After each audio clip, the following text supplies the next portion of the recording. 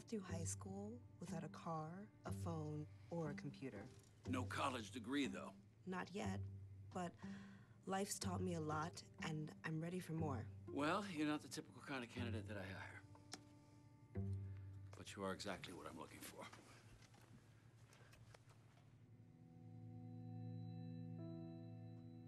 Your company could be missing out on the candidates it needs most. Learn how to find, cultivate, and train a great pool of untapped talent at gradsoflife.org. They call me Maxie, but I prefer tripod. I was your above-average four-legged homie, and then wham, bam, minivan. Some people pity me. Now that's lame. I still run, fetch, and swim. And the ladies love me. I'm the ultimate wingman. Just don't ask me to high five.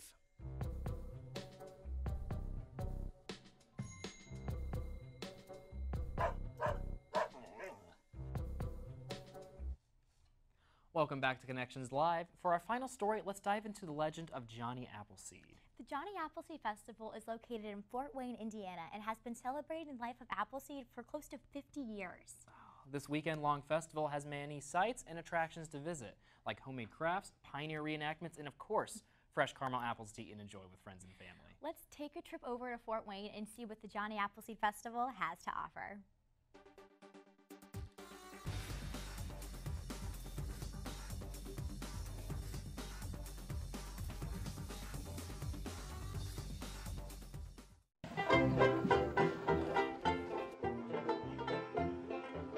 Well, it honors John Chapman, who is also known as Johnny Appleseed. People know the legend of him planting trees, throughout the country.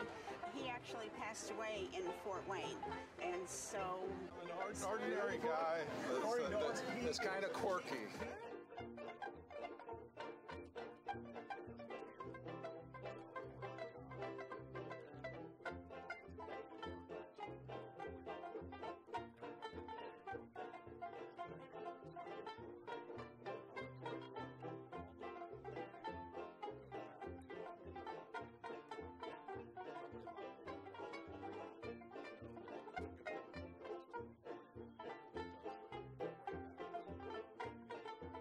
Every year we meet in October, 1 month after the festival, and we talk about what went well, what problems we might have had, what issues we might need to cover, and then we kind of brainstorm to fix what those would be. And we are always on the lookout for new vendors, new food vendors, entertainers, anything to kind of bring in a new face to it. It's a great family fun event. People come here with their, as I say, with their children. People come here to enjoy the day. It works on so many levels. If you're a food person, this is a really good place to be. If you want to shop for crafts, if you like mid-1800s entertainment, if you're looking for antiques, we have things that just work on all levels for all kinds of people.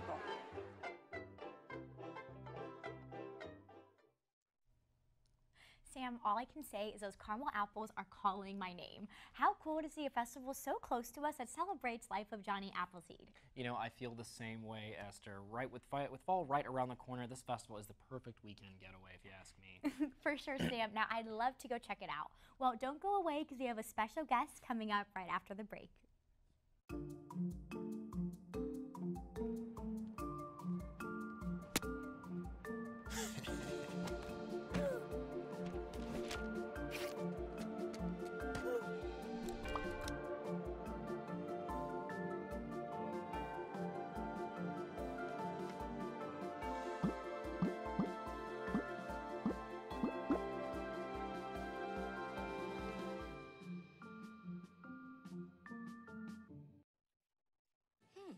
Maybe you can make retirement happen. After all, you made her college years happen. Opening that education savings account when she was little. Spearheading a campus tour. And another, and another, and another, and another. Bam! Deciphering financial aid. She was like, what? But now she's like, you aced planning for college. Now get the tips you need to get on track at aceyourretirement.org. See on page 4 that the projections need to be tornado next Thursday. Seriously? Thursday? Can't do that. This is really inconvenient. I have yoga that day. I have no time for this. So. I can't do Thursday, but I can do Friday. Disasters don't plan ahead. You can. Talk to your loved ones about how you're going to be ready in an emergency. Don't wait. Communicate.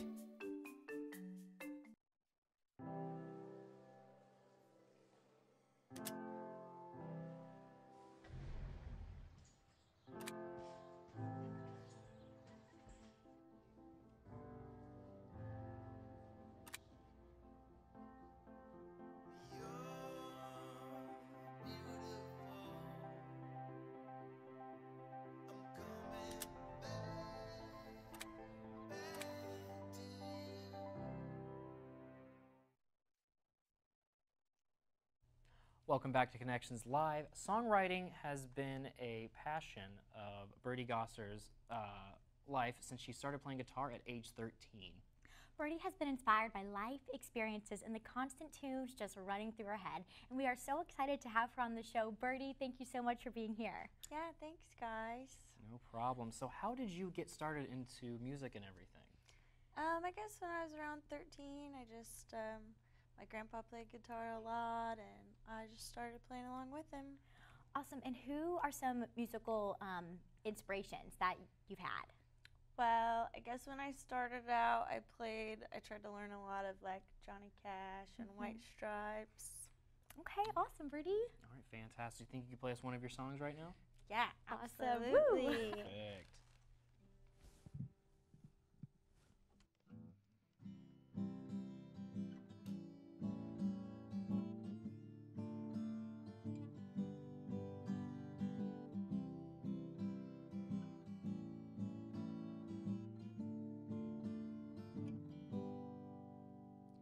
One, two, three. If you close the door, the lights can last forever. Leave the sun shine out and drink a toast to never. All the people are talking and they're having such fun. I wish this could happen to me. But if you close the door, we'll never have to see the day again. If you close the door, the night could last forever. Leave the wine glass out and say hello to never. Someday I know someone will look into my eyes and say hello. You're my very special one. But if you close the door, we'll never have to see the day again. Dark, pretty bars, shiny Cadillac cars, people on subways and trains, looking gray in the rain as they stand disarray. Oh, people look well in the dark. But if you close the door, the night could last forever. Leave the sun shine out and say hello to never. Someday I know someone will look into my eyes and say hello. You're my very special one. But if you close the door, we'll never have to see the day again. Oh yeah, we'll never have to see the day again. Once more, we'll never have to see the day again. Birdie, Thank for helping you. us Wow. out today. All right. Let's see. Okay. We want to thank you guys for coming out tonight. I want to thank you for helping us today. Thank you for coming for Connections Live, where we celebrate ordinary people With their extraordinary stories. Thank you. Birdie, one more song. Yeah, absolutely, guys.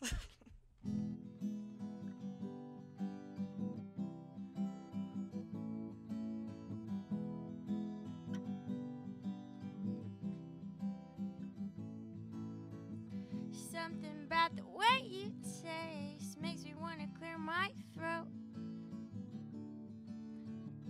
There's a method to your movements that really gets my goat. You look for sniffy linings, but you're rotten to the core.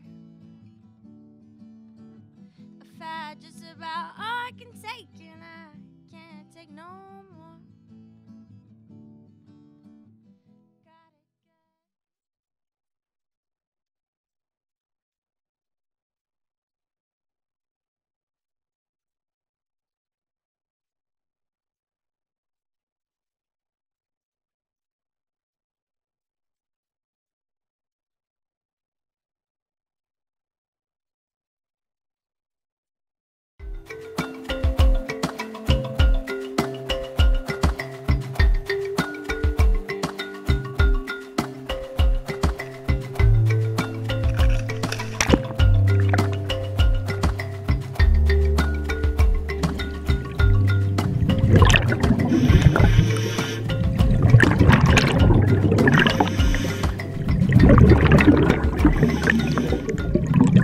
In here today with beautiful visibility, and I had bluegills come up and just sat right in front of my face.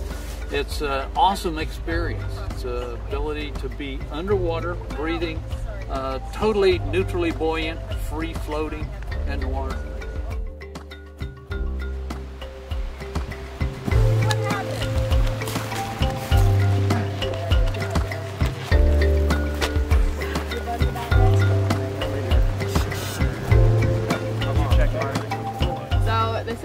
Quarry. It's been here for a really long time. It used to be like a limestone pool, and they turned it into a quarry after it was done, and now it's just used for recreational diving, whether that's snorkeling or deep diving.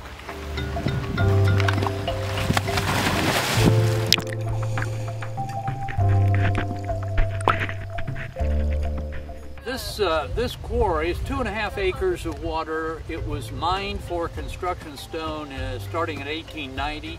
And I purchased it about 4 years ago. Here, thermocline, rapid change in temperature, cold on the bottom, warmer on the surface, is at about 30 feet, 28 feet, something like that. Above that, there's a huge amount of fish. The bluegills, very large, coming up to see us. Bluegill, bass, both largemouth and smallmouth bass. An occasional crappie. Feeding the bluegill is my favorite. There's a lot of sunken boats and planes down there, and they have the infestation of the zebra mussels. So you take those off and crush them up, and all these bluegill just kind of swarm to you. And it's fun just feeding them and hanging out.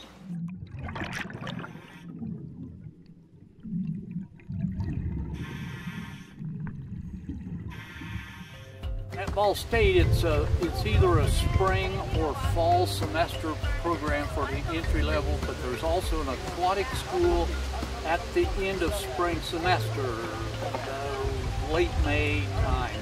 That's a full 1 week program. So lots of opportunities here.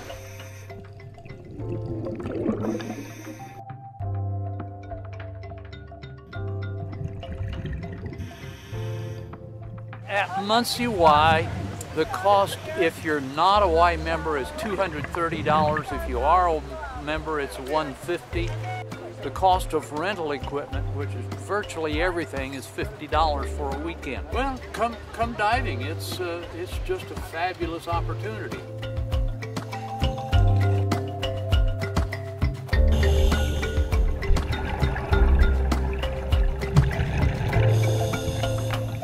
I recommend everyone to go dive. I know it's an expensive sport, but it's definitely worth it in the end.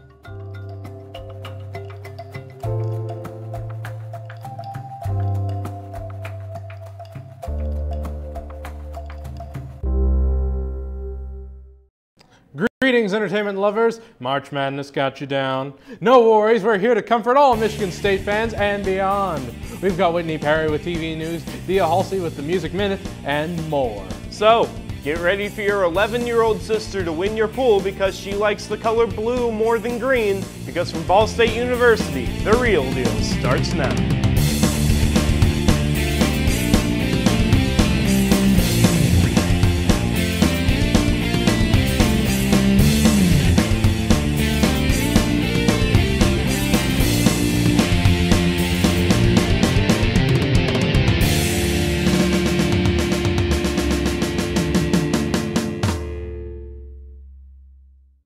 Hello and welcome to the Real Deal Ball State's one and only entertainment news show. I'm Aiden Hall. And I'm Brandon Kratkowski.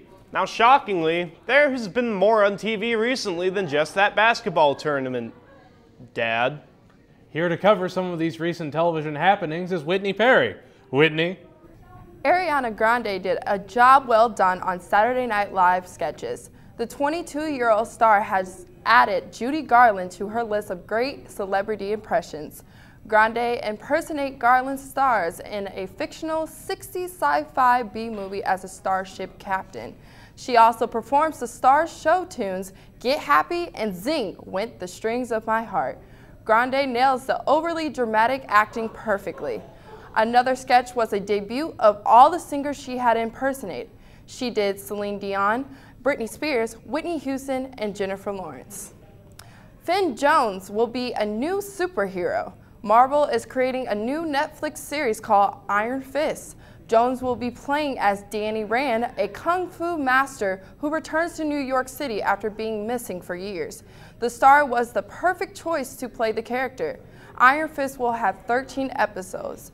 Marvel's Iron Fist, Daredevil, and Jessica Jones will later join together for a mini-series called Defenders, after each get their own series. Person of Interest is canceled. CBS has canceled the crime drama ahead of the 5th season. Executive producers Jonah Nolan and Greg Pledgeman have said, "We're eternally grateful to our amazing cast and crew, as well as our partners at the studio and network. Most of all, we want to thank the show's fans, the best fans in the world. We can't wait for you to experience this thrilling and final chapter." Person of Interest's final season will premiere on May 3rd and conclude on June 21st. I'm Whitney Perry, and thanks for tuning in. Thanks, Whitney. Sounds like Ariana Grande is quite the impressionist. Do you have any good impressions, Brandon? Well, I would bust out my Ariana Grande, but you know, I don't think there's any donuts around. What a shame. Speaking of musicians carrying out musician duties, we've got Dia Halsey on hand to update us on the latest in music. Dia? MTV brought the most exciting new artists of 2016 to Austin, Texas Wednesday for the Woody's 10 for 16 at South by Southwest. The show was hosted by A$AP Rocky. The 10 for 16 show featured amazing performances from emerging acts like Kehlani, Jadina, The Chainsmokers, and more. Kehlani won over the crowd as she performed You Should Be Here from her Grammy-nominated mixtape. The sharply dressed Jadina performed his hit Classic Man, and the Chainsmokers performed their single Don't Let Me Down. It seems as though Justin Timberlake has been up to something. Like fellow pop heavyweights such as Adele and Taylor Swift, Justin is the kind of artist who keeps his fans on their toes by making them wait long periods of time between albums, which both angers anticipating fans and excites them by making their returns a big one. JT posted a photo in the recording studio on Thursday, which indicated that he may be finally prepping the follow-up to the 2013 two-part The 2020 Experience, which was his first project in a whopping 7 years. The kicker is who Justin was in the studio with, which was Pharrell Williams. Pharrell, however, was not on the 2020 Experience, but he recently helped Missy Elliott make a major comeback. So it's not too crazy to assume that he could do the same for Justin. Iggy Azalea dropped a new comeback single Thursday titled Team. Iggy also dropped a comeback single 2 months ago on SoundCloud titled A Zillion, which didn't do so hot. Iggy tweeted a series of tweets Monday in regards to the single saying, "Bad news update. My record label, Virgin EMI, seems to feel the response to my viral record A Zillion wasn't good enough and I'm not allowed a video. I felt like it was dope, so whatever." She also tweeted, "If all else fails, I'll just drive around LA and play my new album really loudly every Monday from 4 to 6 p.m. Iggy also blamed Virgin EMI President Ted Koppel for not being on her team because he didn't want to see her shine. This seems to be a motivating factor in the release of Iggy's latest single, Team. On the chorus, she chants, "Baby, I got me, only friend I need playing on my team." I hope things play out for Iggy. Unlike many, I'm actually rooting for her. I'm Dia Halsey, and this has been your Music Minutes. Thanks, Dia. At least Iggy has some people still in her corner. That's good for her. I mean, first things first, her fans are the realest for sticking with her through these harder times anyways. Got any more Iggy puns? Sounds like Iggy has a real lust for life if she's just going out at her label like this. Wrong Iggy. They were both blonde, slowly decaying right in front of the public eye, so is there much difference at this point? I can't fault you there. Anyway, stick around. We have a special interview, Max Lewis with a trailer watch, and more. Hello there, ladies and some gentlemen. It's me, Deadpool. Check this out. Dopinder. Pool, dead. Why the fancy red suit, Mr. Poole? When a dude tries to make you a super slave and kidnaps your future baby mama, the time has come to be a superhero. Cue the music. I played a lot of roles. Damsel in distress ain't one of them. We can't allow this, Deadpool. Nobody's getting hurt. That guy was already up there when I got here. Deadpool.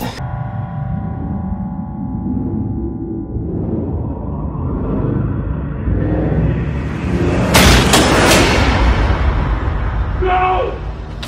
No! No, no! No! Don't open that door! They're going to get all of us killed! Something's coming.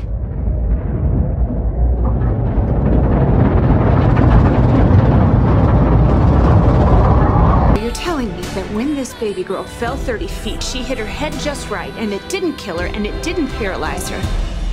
It healed her. Yes. That's impossible. This is a little hard to believe. There's a lot of people out there that are just looking for publicity. A lot of people think we're crazy. You either roll with it or you get rolled on.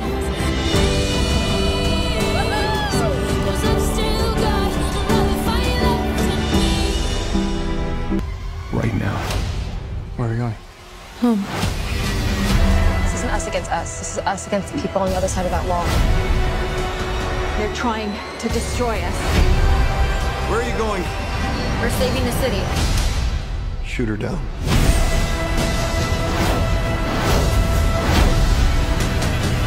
Pull up!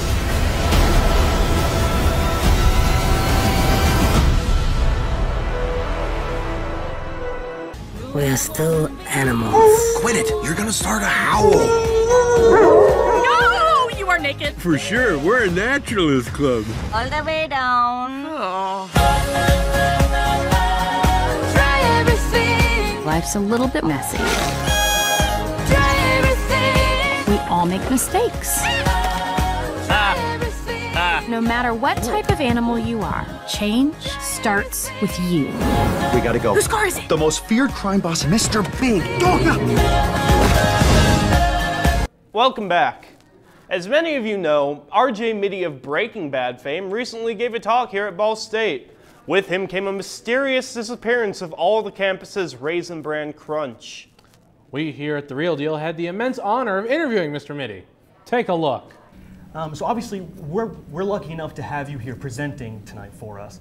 Coming off of an acting role like in Breaking Bad, what led you to instead hit the stage as yourself and begin public speaking and talking about this important subject matter? I mean, this is an important role. I think to one degree or another, this type of speaking and this type of industry in itself is, if you have a true platform and you have something you can actually communicate with people about and be on the same level and actually utilize that, I think you should take advantage of that. You should use everything. Like, I don't just do one part of this industry. I speak, I model, I produce, I direct, I DJ, I act.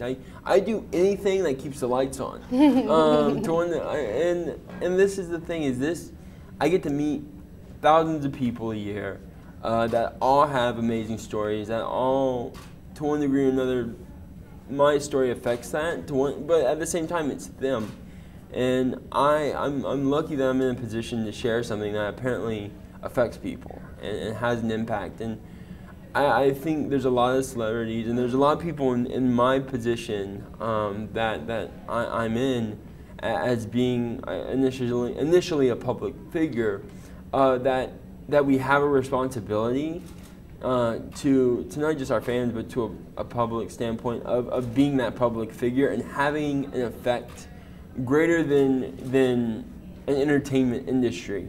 And at the same time, I try to use entertainment in this. I try to make it funny. I try to tell a story. I try to just have fun with it, but at the same time, make it impactful. And I'm lucky because I can tell a hell of a story.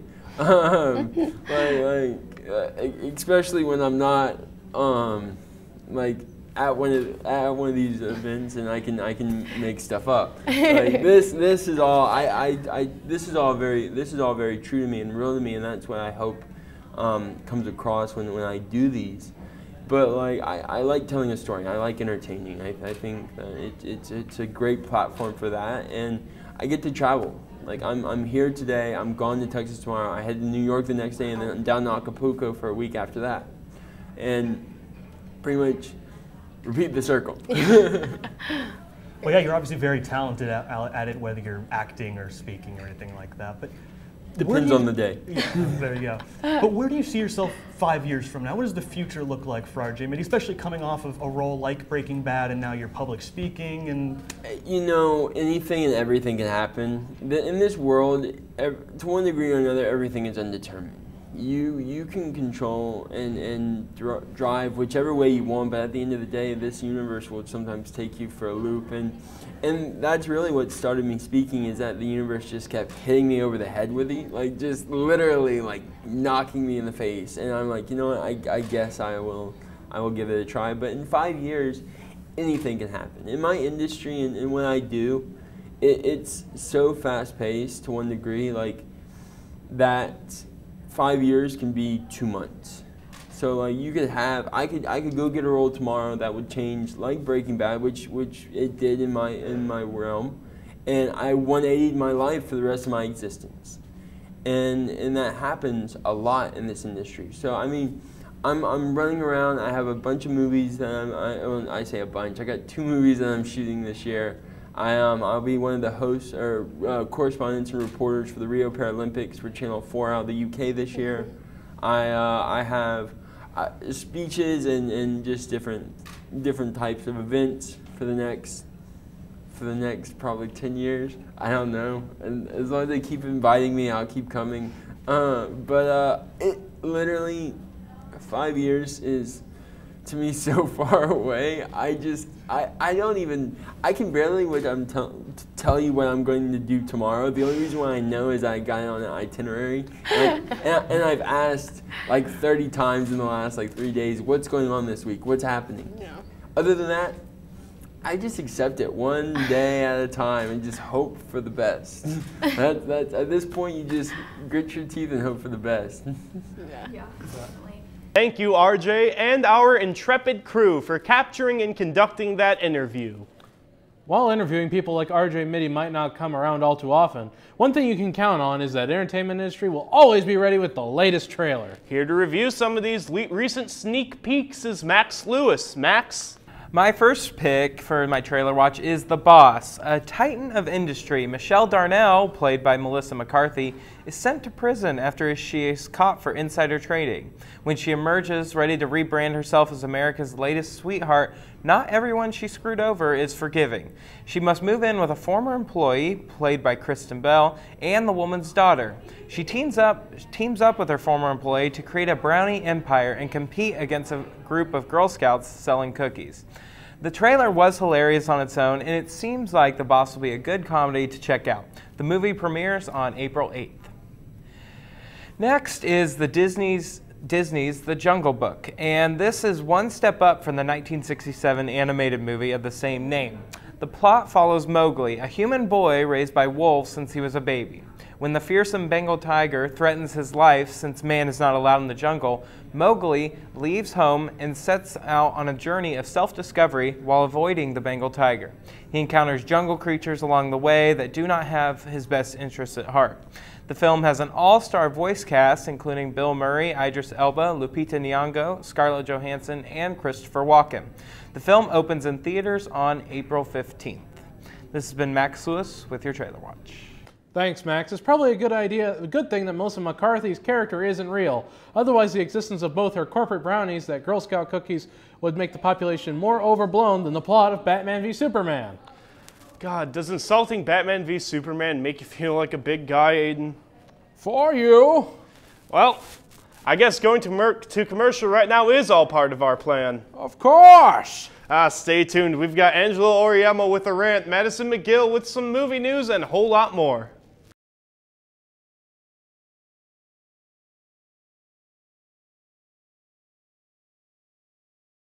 Welcome back. Now up next, we've got Angelo Ariema with his rant. Oh gosh, Aiden, can't just the segment start now? Be patient, Brandon. But I want it now! Can't I get an extensive preview of it? Now this is exactly what Angelo's ranting against. Pull yourself together. Okay. Anyways, here with a rant about instant gratification ruining the entertainment industry is Angelo Ariema. Angelo?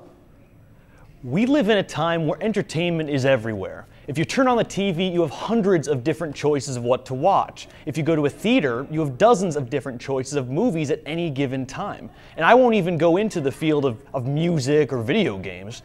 Too long, didn't read, we have a lot of options. And for entertainment lovers out there, much like myself, we're very fortunate. However, given this influx in the entertainment media, I've noticed a startling habit of fans and consumers consistently demanding more. And given the daily practice of sharing over-bloated trailers or releasing endless, dull seasons of once proud shows, this rampant consumerism could really end up hurting the entertainment industry. Think about it. Here's just one example. Captain America: Civil War is just a couple months out, and fans have been chomping at the bits every day for Marvel to just show them Spider-Man already. But here's the thing. We've seen Spider-Man in at least 5 different live-action movies over the last 16 years. We know what we're getting into at this point.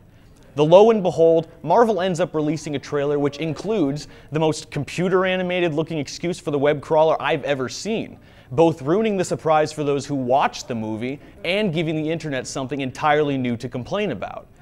Altogether, we need to learn to take things just one step at a time. Look at the recent Batman vs. Superman trailer, which basically showed the entire film in 3 minutes. If we as a society cannot learn to be patient and hold out until seeing the movie or the television show, then the content is just not going to have as much of an impact on us. In addition to this, after the content has run its course, we need to learn how to let it go. Whether it's Indiana Jones or Ghostbusters or Dexter or any other program or movie series that has just gone on for too long, we need to know when to let it roll over and die.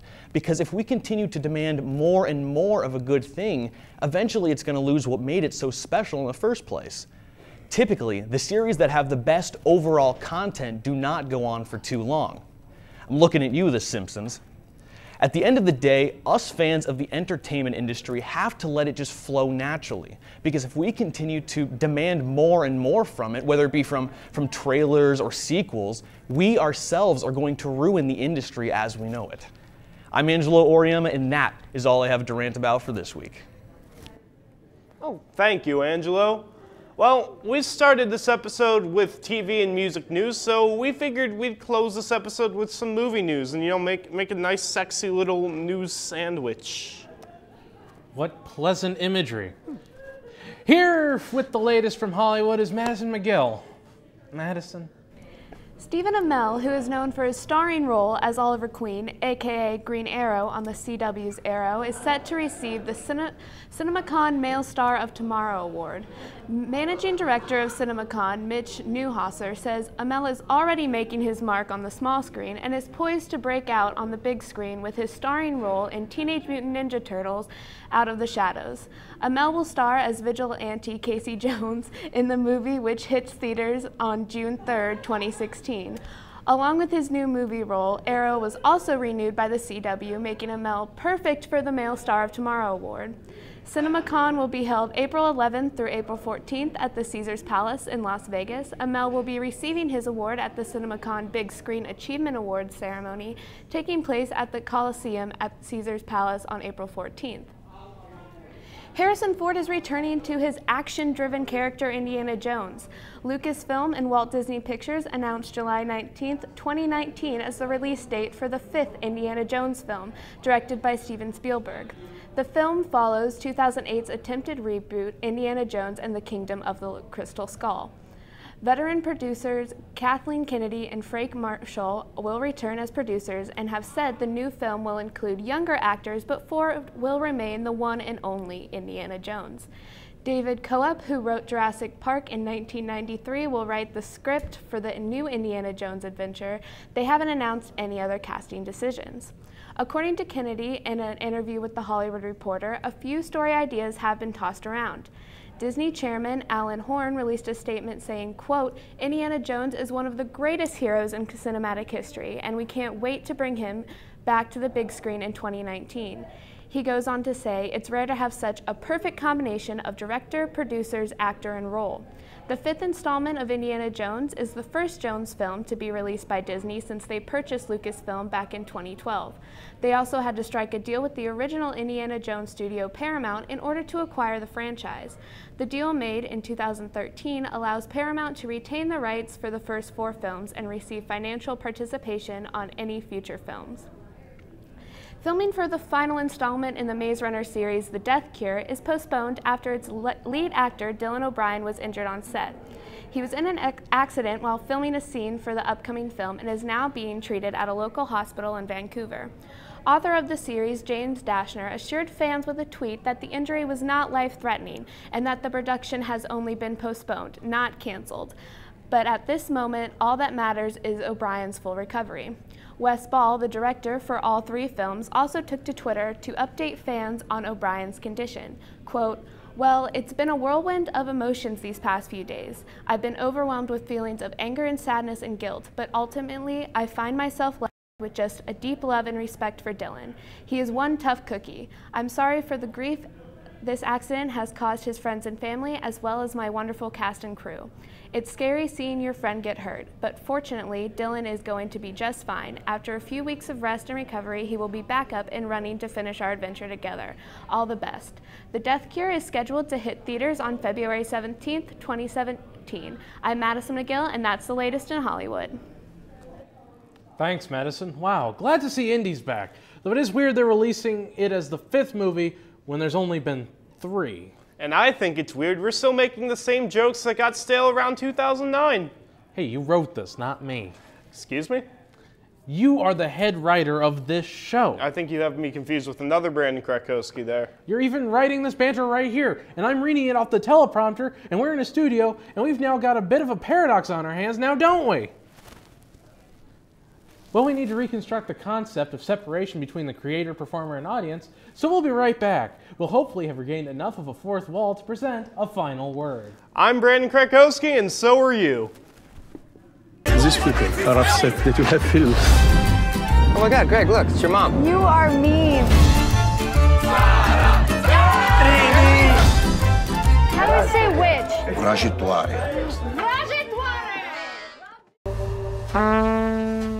He's got severe trauma to the neck. He's lost all his front teeth. 28 years of practice gone. He'll never play again. What did you do? You're gonna kill yourself because you can't play trumpet anymore. There's a lot of speculation about the hard lives that folk singers live. What do you mean hard? You go out on the road and you sleep with a different woman every night. Business is tough on marriage. Marriage is tough on marriage. I need some air. Your mom felt the same way about being Greek. Florida, Texas, New York. These are the colleges I'm applying to. Why do you want to leave me? Payback.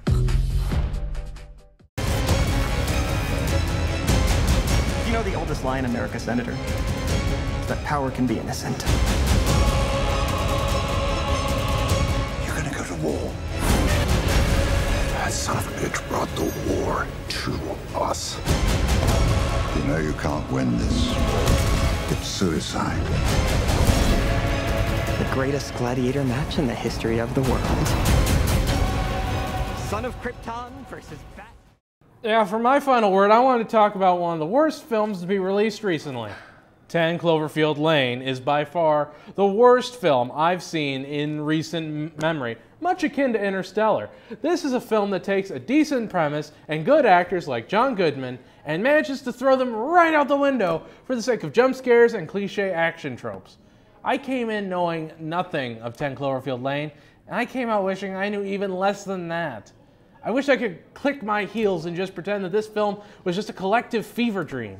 But no, it was indeed real, and that is the true tragedy. And for my final word, I would like to talk about a film that's so bad it's incredible. I recently viewed the Neil Breen classic Double Down, and whoo boy, even after watching this film, I'm still not entirely sure what it's supposed to be about. From what I can gather, this film is simply about a fantasy version of Neil Breen being the best. He's the best cyber activist, terrorist, humanitarian, hacker person on this green earth. And I think he's trying to do some kind of bioterrorist attack on Las Vegas, and he's helping the FBI for some reason. And I guess he has a magical rock that can cure cancer that he only uses once on some little girl. And he occasionally has visions of his dead loved ones and may or may not be carrying around the skeleton of his wife. And he absolutely adores tuna and carries around nearly 200 empty cans in a box in his trunk. This film is where Jodorowsky meets Wiseau. It at once feels like a complete incomprehensible mess of a film and some kind of savant genius statement from someone operating on a completely different level from the rest of society. Real estate turned director slash producer slash lead actor slash location scout slash caterer, Neil Breen is a fascinating study. I got a similar feeling while watching Double Down that I felt while watching The Room. We're watching a crazy person's inner workings without a single filter or person telling them no. This is the kind of film that I would recommend to anyone looking to get their kicks in the so bad it's good vein of filmmaking. Just let the Breen wash over you. And don't think about how it's improbable that he has a direct line to the President of the United States. That hurt me. And that wraps up the show for this week. Be sure to check out our website, Facebook, and Twitter pages for news and updates on all things entertainment. I'm Aiden Hall. And I'm Brandon Krakowski. We will see you next time.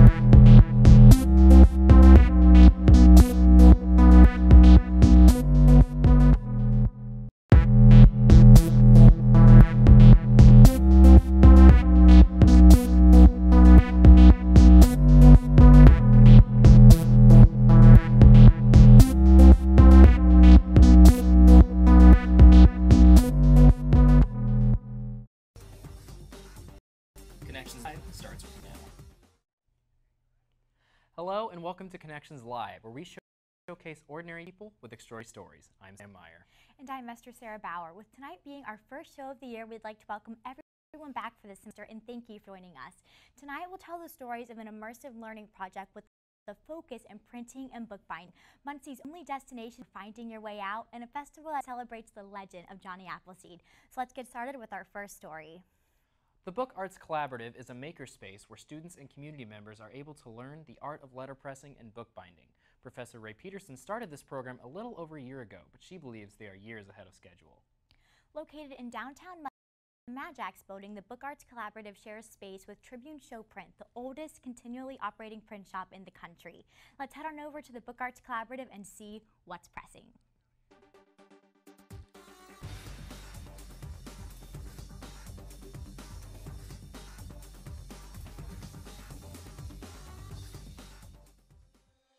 So the Book Arts Collaborative is really great, number one. It's a community letterpress and bookbindery. Our mission is to preserve and pass on the apprentice-taught skills of letterpress printing and hand-sewn bookbinding. I'm a bookbinder, and I had been teaching bookbinding in the Department of English, and because we didn't have a lab or a studio for that, every semester the students had to purchase their own hand tools. And I wanted to get a facility where we could buy all those small tools that amount to about $120 to purchase and have those on hand so that students could really focus on the things they want to make and not the things required to make them. We do 4 things here. We make blank journals and print ephemera, and we sell those through 7 retailers around the state of Indiana. We offer workshops for community members in bookbinding and letterpress printing.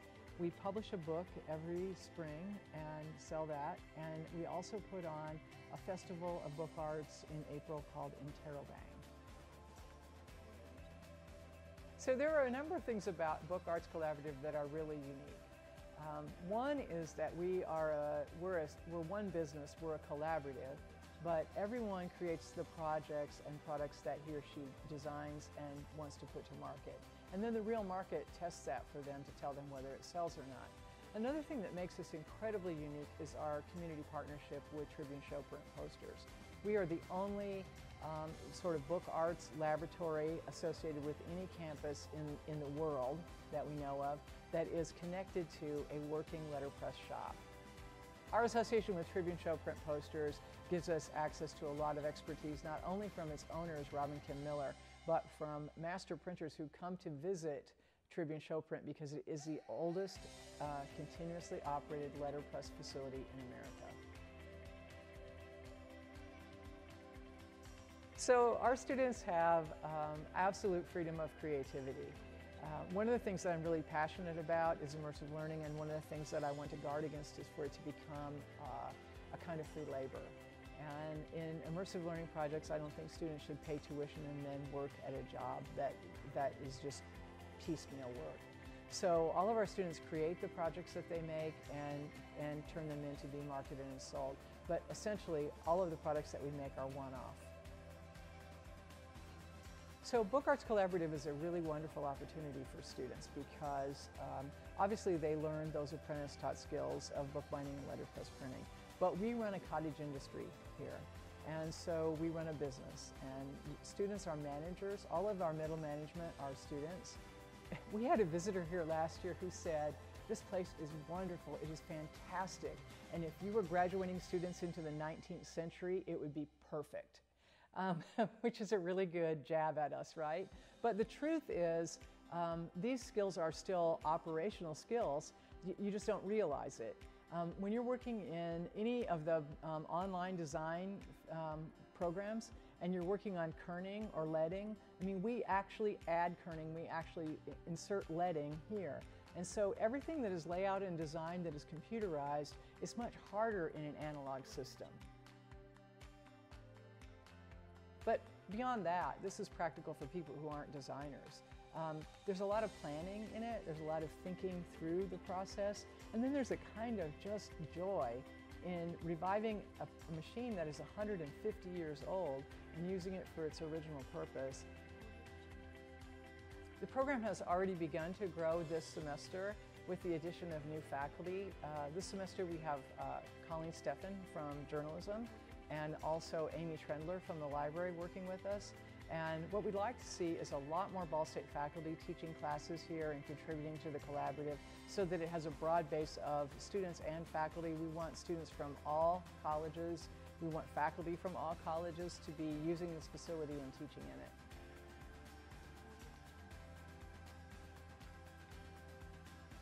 You can find our workshops listed at bookartscollaborative.com/events. It's a calendar style display and you can see the workshops listed there.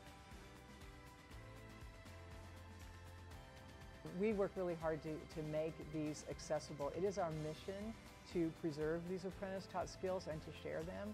And so we try to keep our costs down, not only on our workshops, but on the products that we sell. Our goal is to put a handmade item in a consumer's hand for the same price that they could buy a machine-made item.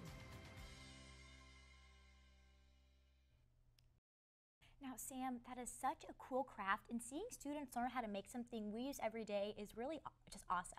Absolutely. You know, I'd love to see that in action, Esther. Maybe we can sit in on one of their classes this semester. For sure, Sam. Now, don't go away because we'll have another story right after the break that you're not going to want to escape from. See on page 4 that the projections need to be tornado next Thursday. Seriously? Thursday? Can't do that. This is really inconvenient. I have yoga that day. I have no time for this. So. I can't do Thursday, but I can do Friday. Disasters don't plan ahead. You can. Talk to your loved ones about how you're going to be ready in an emergency. Don't wait. Communicate.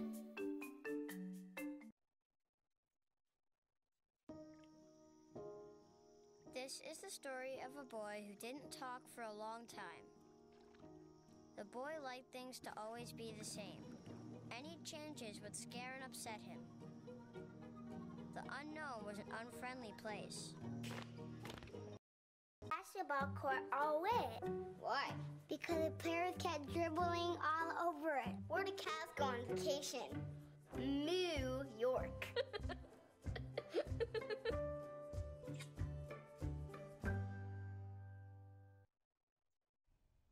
Welcome back to Connections Live. In our next segment, we will take a look at Escape Muncie, the city's premier escape room experience. They offer a family-friendly environment with multiple rooms of different settings and difficulties where participants have just 1 hour to find all the clues and escape the room. You know what, so let's go grab our thinking caps and test our brains at Escape Muncie.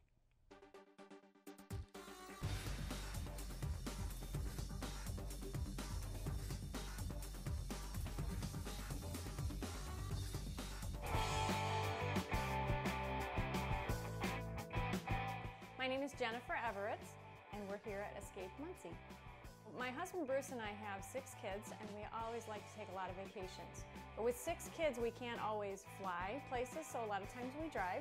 And we recently took a trip to Cincinnati. Well, a couple years ago, we took a trip to Cincinnati, and we found a really awesome escape room that the kids kept talking about it, and they kept saying, we need one of those in Muncie. We need an escape room in Muncie. And so we got back and decided to open up Escape Muncie. Escape Muncie is a totally fun escape room experience. We lock you into one of 4 themed rooms. We have the classroom, the theater, the mansion, or grandma's living room. And we lock you in for 60 minutes, and you have that amount of time to find all of the clues, figure out all the puzzles, solve all the riddles, and figure out the code at the end to get out. Not all escape rooms always are, but our rooms are all family friendly. So it's a really fun family activity. It's a really fun team building activity. It's great for date night. It's great for corporate team building, or we do a lot of Ball State team building as well. The classroom is kind of our standard game, and you came in to take a test after school, and you got locked in the room. We have the theater, which is a little bit harder than the classroom. We have the mansion, which is a pretty difficult game, and then we have grandma's living room, which is an expert game. So if you're coming to that, you want to bring a few friends to help you. Our rooms hold between 2 and 8 people, and we are open Tuesday through Saturday from 3 to midnight, and you can book online at our website. We like the fact that families can get together and do something by putting your phone down and talking to each other and working together. Families, friends, coworkers. And we just like the fact that you put those phones down for 60 minutes and you get to talk with each other, and you get to problem solve, and you get to laugh, and they'll start to work together, and then you watch them kind of rocket ahead and get to the end of the game, and everybody comes out high-fiving and cheering because they figured it out and they solved it together. So that's a lot of fun.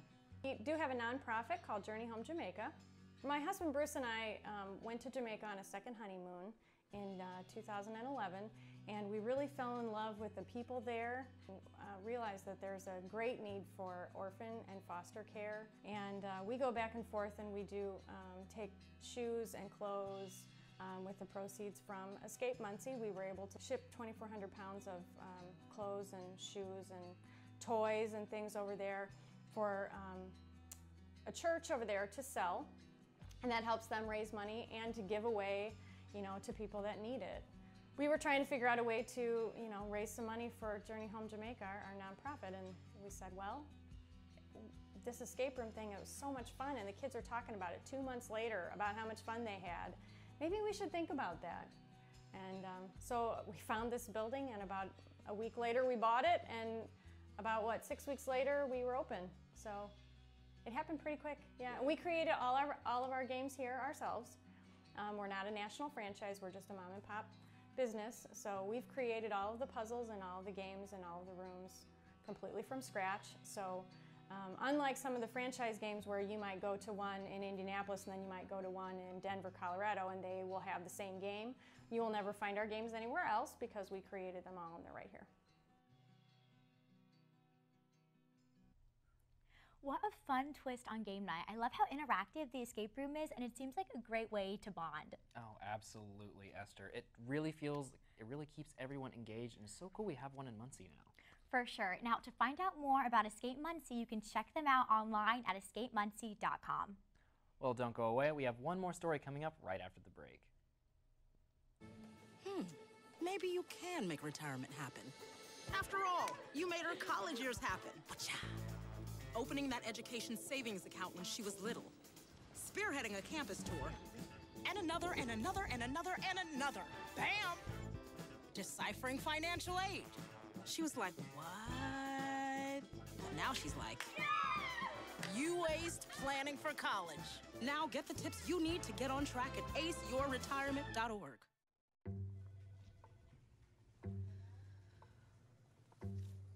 Please have a seat. I'll be honest. Your resume is not what I'm used to. I know. Okay, so what would you bring to my company? What do you need? I need a hard worker. Good. I've got 2 part-time jobs and to help my parents pay the bills. I need problem-solving skills. I got through high school without a car, a phone, or a computer. No college degree, though. Not yet, but life's taught me a lot, and I'm ready for more. Well, you're not the typical kind of candidate that I hire. But you are exactly what I'm looking for.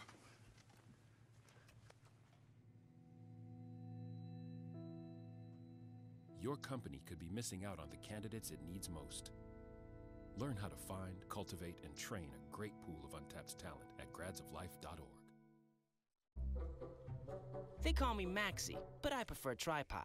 I was your above-average 4-legged homie, and then wham, bam, minivan. Some people pity me. Now that's lame. I still run, fetch, and swim. And the ladies love me. I'm the ultimate wingman. Just don't ask me to high-five.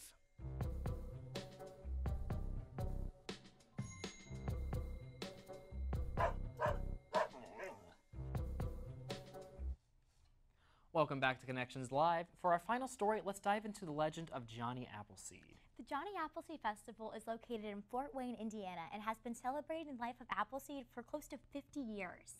This weekend-long festival has many sights and attractions to visit, like homemade crafts, pioneer reenactments, and of course, fresh caramel apples to eat and enjoy with friends and family. Let's take a trip over to Fort Wayne and see what the Johnny Appleseed Festival has to offer.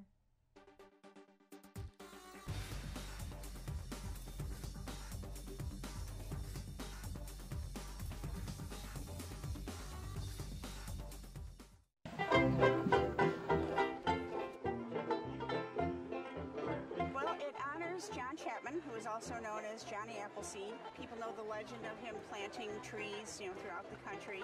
He actually passed away in Fort Wayne, and so they decided to commemorate that by having a festival in his honor. People love this festival. We've been going on for 43 years now. People who came here as kids are bringing their own children. Some of them are even bringing their grandchildren. And we've had that same kind of thing with the board of directors too, and a lot of the vendors. We have vendors who are second and third generation whose parents were here at the beginning, and it's continued on through the family. And it's just a big, major city event, and not even really a city event. We attract people from all over the state. People come from Canada, people come up from Texas, so it just really pulls the community together for these 2 days.